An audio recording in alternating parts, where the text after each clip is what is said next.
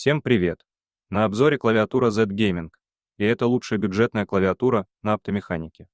Первый и самый главный минус. Это то, что когда ты нажимаешь на кейкапы, они отражают неприятный звук на корпусе. Второй минус – это неотсоединяемый кабель. Третий минус – это то, что ПТ-кейкапы с одним литьем. Четвертый минус – достаточно громкий звук. И пятый минус – это то, что стабилизаторы слабенькие. А теперь давайте перейдем к плюсам. Первый плюс – это то, что цена небольшая. Второй плюс – достаточно яркая подсветка. Третий плюс – это то, что есть Hot Swap. А теперь послушаем, как звучит эта клавиатура.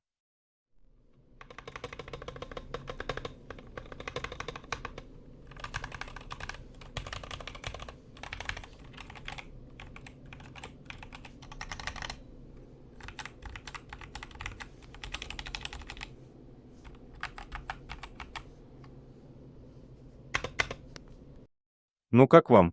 Пишите в комментарии и подписывайтесь на канал. До встречи!